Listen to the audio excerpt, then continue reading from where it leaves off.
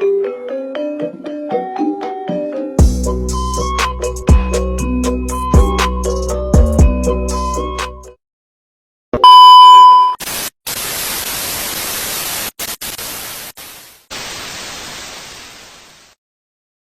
Allah yang tahu bagaimana perasaan aku sakit. Sakitnya perasaan aku ni. Siapa yang tahu? Siapa tahu? Aku mahu dengan kau. Siapa yang buat aku ni? Aku mahu. Ngeluh mulu dari tadi. Daripada ngeluh-ngeluh, mending perkenalan dulu nggak sih sama aku? Nah, perkenalkan, nama saya Kasa Pertiwi dari 10 Perhatian 3. Nah, di sini saya akan mengupas tuntas semua tentang unit 4, mulai dari unit 4 Pancasila dan unit 4 Undang-Undang Dasar. Unit 4 Pancasila yaitu ada gotong royong, dan unit 4 Undang-Undang Dasar yaitu ada kesepakatan bersama. Nah, pertama-tama kita membahas yang unit Pancasila dulu ya, unit 4 Pancasila, yaitu tentang gotong royong. Tonton sampai akhir ya teman-teman. Mari kita bekerja pada rumah mereka, jadikan istana.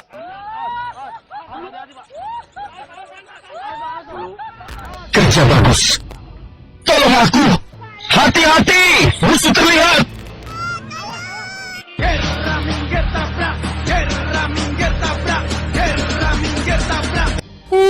Kerja bagus. Salah, bukannya itu, tapi yang ini nih. Nah, ini nih yang bener. Sebelum itu, aku jelasin dulu ya teman-teman, tujuan pembelajaran dari unit 4 Pancasila ini. Pada unit ini, kita diharapkan dapat menganalisasi sebuah kegiatan serta menetapkan tujuan target bersama. Selain itu, juga mampu mengidentifikasi kekurangan dan kelebihan masing-masing anggota kelompok untuk mampu memenuhi kebutuhannya. Kita juga diminta untuk mampu menganalisis hal-hal penting dan berharga yang dapat diberikan kepada masyarakat luas yang membutuhkannya dalam skala negara dan kawasan. Terakhir, mampu menerapkan nilai-nilai Pancasila dalam kehidupan sehari-hari sesuai dengan perkembangan konteks kita masing-masing. Nah, itu tadi tujuan pembelajaran dari unit 4 Pancasila. Jadi, kita langsung saja ya untuk ke video selanjutnya. Oke, pertama-tama aku mau jelasin dulu ke teman-teman tentang konsep gotong royong. Bentar. Nah, oke. Gotong royong merupakan identitas kekayaan budaya Indonesia. Ada pepatah yang pernah bilang, kayaknya teman-teman udah pernah denger gak sih, yaitu berat sama dipikul dan ringan sama dijinjing. Tapi tahu gak sih dari makna pepatah itu? Kalau nggak tahu, sini aku kasih tahu. Maknanya yaitu, pekerjaan berat dilakukan secara bersama-sama, maka akan terasa ringan. Pepatah ini dapat menggambarkan makna gotong royong juga loh. Nah, lalu apa sih yang dimaksud dengan gotong royong? Oke, langsung aja deh kita ke video selanjutnya. Aku jelaskan apa itu yang dimaksud dengan gotong royong. Oke, jadi gotong royong adalah praktik peninggalan masa lalu yang terbukti memiliki banyak manfaat dalam pergaulan sosial. Ditransformasikan secara generasional, budaya gotong royong adalah sebuah bentuk kearifan lokal yang masih melekat dalam masyarakat hingga era modern kini. Gotong royong merupakan sikap positif yang mendukung perkembangan dan patut dipertahankan sebagai salah satu perwujudan kebiasaan melakukan pekerjaan secara bersama-sama. Nah, jadi itu tadi merupakan pengertian dari gotong royong. Ngomong-ngomong gotong royong, menurut Kamus Besar Bahasa Indonesia atau KBBI, gotong royong sendiri berasal diambil dari bahasa Jawa teman-teman, yaitu gotong dan royong. Gotong yang berasal dari kata pikul atau yang artinya mengangkat, dan royong yang artinya bersama. Jadi dengan gotong royong, kita merasakan semuanya menjadi lebih mudah dan lebih ringan. Ngomong-ngomong gotong royong, teman-teman tahu nggak sih kalau gotong royong itu dibagi menjadi dua, yaitu gotong royong tolong menolong dan gotong royong kerja bakti. Nah, gotong royong tolong menolong itu sendiri juga contohnya itu seperti si Ibu Ani tetangganya lagi punya acara nih pernikahan. Nah, terus si Bu Ani itu menolong tetangganya untuk masak-masak di rumah si tetangganya itu yang sedang memiliki acara pernikahan. Berikut ini contohnya dari gotong royong tolong menolong. Oke, selanjutnya gotong royong kerja bakti. Seperti yang sudah kita ketahui, gotong royong kerja bakti itu bisa berupa gotong royong misalnya membersihkan kampung ya. Misalnya kita memiliki musibah nih di kampung kita. Terus tuh kayak kampungnya tuh membuat kampungnya menjadi kotor sehingga kita harus gotong royong kerja bakti untuk membersihkan kampung itu kembali. Nah, itu tadi dari contoh gotong royong kerja bakti. Ini dia contoh gambar kerja gotong royong kerja bakti.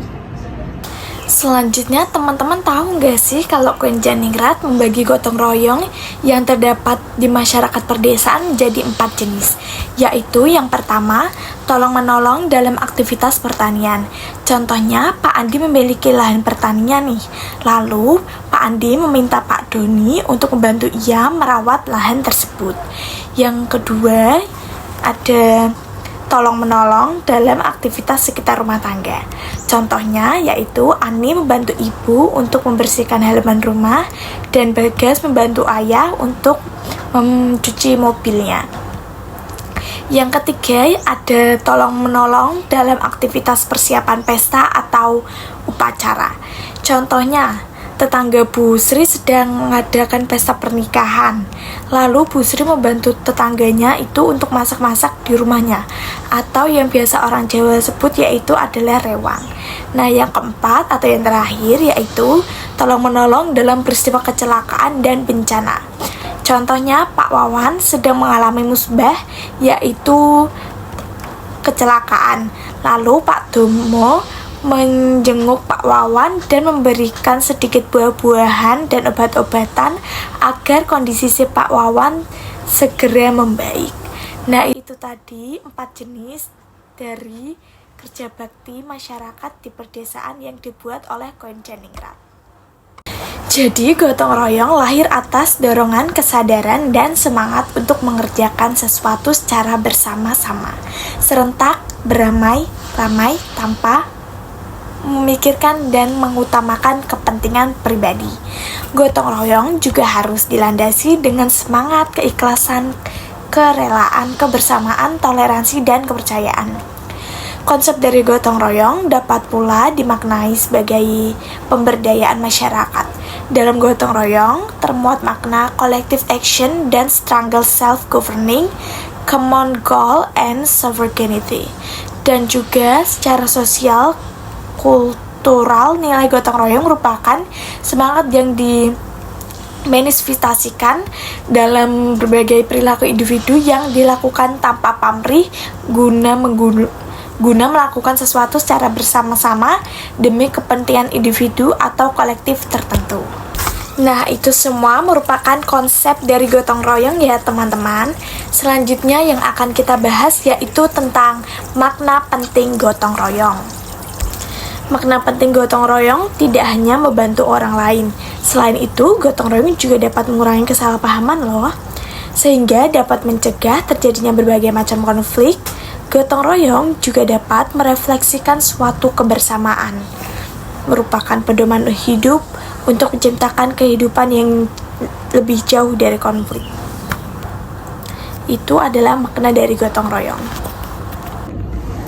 Oke, jadi pelajaran yang dapat kita petik dari unit ini adalah bahwa setiap individu itu pasti membutuhkan individu lain, tidak bisa sendirian. Itulah mengapa pentingnya gotong royong di antar lingkungan kita. Sekian dari unit 4 Pancasila, yaitu gotong royong kewarganegaraan.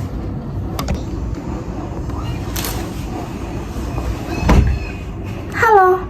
Selanjutnya kita ke unit 4 Undang-Undang Dasar yuk, yaitu tentang membuat kesepakatan bersama. Langsung aja tanpa berlama-lama, check it out.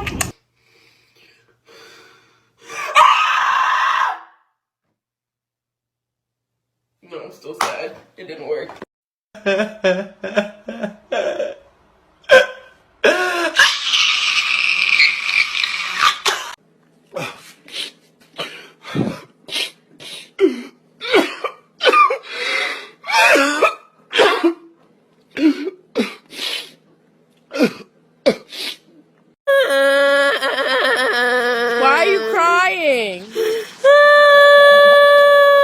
A few moments later. 괜찮아. 괜찮아요. 괜찮아.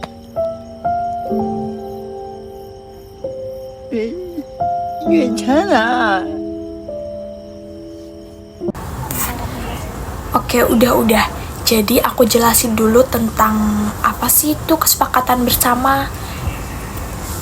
Nah, jadi dalam Kamus Besar Bahasa Indonesia atau KBBI, kesepakatan berarti perihal sepakat atau maknanya konsensus. Sedangkan makna konsensus adalah kesepakatan atau permufakatan bersama yang dicapai melalui kebulatan bersama. Kesepakatan bersama bisa terjadi hanya antara dua orang atau lebih. Oke, dalam integritas sosial, kesepakatan bersama wujudkan dalam bentuk asimilasi dan akulturasi. Dengan demikian, dapat disampaikan bahwa kesepakatan bersama merupakan kesepakatan kata atau permufakatan bersama. Dalam proses negosiasi, termasuk dalam negosiasi untuk terciptanya integritas sosial. Kesepakatan bersama diambil karena sebuah kepemimpinan. Kepemimpinan dari level terkecil, seperti dua orang atau pihak, sampai terbesar di tingkat negara dan dunia. Sebuah kepemimpinan yang mengarah kepada tujuan bersama, di sana dibutuhkan kesepakatan bersama.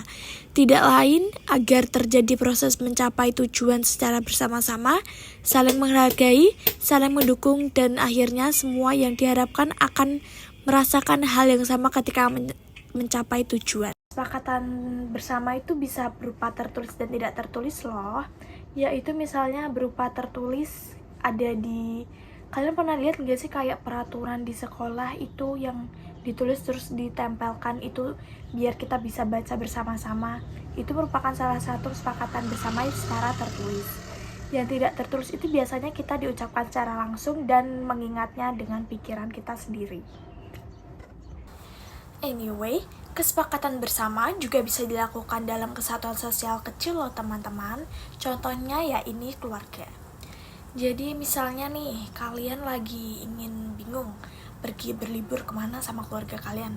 Nah, kalian bisa nentuin tuh bareng-bareng secara mufakat gitu ya kan. Jadi kan itu merupakan kesepakatan juga. Itu merupakan contoh kecil dari kesepakatan bersama.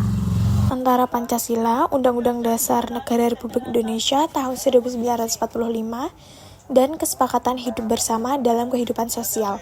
Semua memerlukan komitmen untuk dilaksanakan atau ditaati. Pelanggaran atas kesepakatan formal kenegaraan dalam Pancasila dan Undang-Undang Dasar Negara Republik Indonesia tahun 1945 atau peraturan perundang-undangan yang lain akan menyebabkan tatanan kehidupan bernegara tidak dapat mencapai idealita yang diharapkan bersama. Demikian pula kesepakatan bersama tidak mengindahkan aturan bersama dalam interaksi sosial ini akan membuat hubungan kemasyarakatan menjadi tidak harmonis dan memungkinkan terjadinya konflik sosial. Dalam membuat norma dalam masyarakat atau dalam lembaga pendidikan, selalu diasumsikan berangkat dari kesepakatan bersama. Diandaikan ada sebuah partisipasi yang aktif dari anggota masyarakat atau sivitas akademika dalam lembaga pendidikan. Dengan partisipasi, maka diharapkan sebuah norma akan lebih baik dan dapat diterapkan lebih efektif. Hanya saja dalam proses pembangunan kesepakatan sering tidak mudah terlebih awal. Kita dihadapkan dengan banyak kepala yang memiliki cara pandangan dan pikiran yang berbeda-beda. Kita harus menyesuaikan dengan keragaman latar belakang, pendidikan, sosial, dan ekonomi.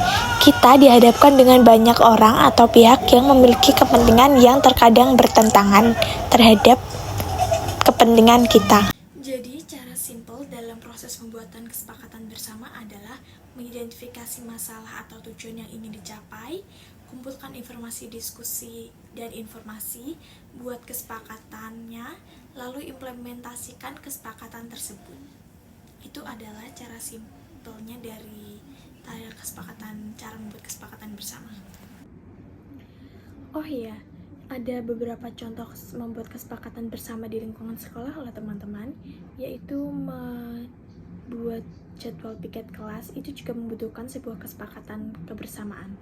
Dan memilih OSIS atau ketua OSIS itu juga merupakan kesepakatan kebersamaan di lingkungan sekolah. Kalau di lingkungan rumah itu bisa, ya itu yang sudah saya jelaskan di video sebelumnya, yaitu membuat jadwal, menentukan tujuan destinasi wisata keluarga, yaitu ingin berlibur kemana. Itu juga merupakan tujuan, yaitu juga merupakan kesepakatan bersama di lingkungan rumah, di lingkungan keluarga.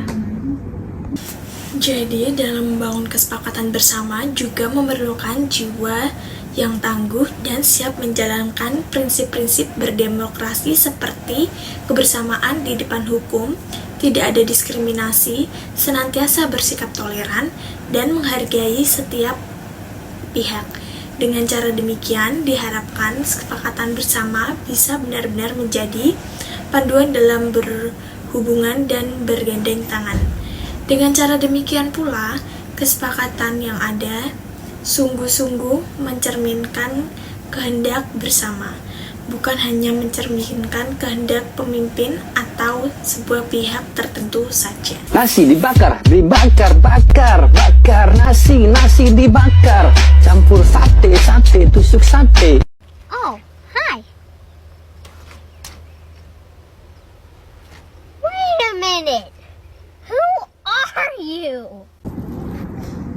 Oke, jadi sekian video dari saya, dan terima kasih buat teman-teman yang sudah menonton video aku dari awal, yaitu dari unit 4 Pancasila tentang gotong royong hingga unit 4 Undang-Undang Dasar, yaitu tentang membuat kesepakatan bersama. Saya Kasa Pertiwi dari 10 Perwakilan 3 pamit undur diri. Wassalamualaikum warahmatullahi wabarakatuh. Dadah.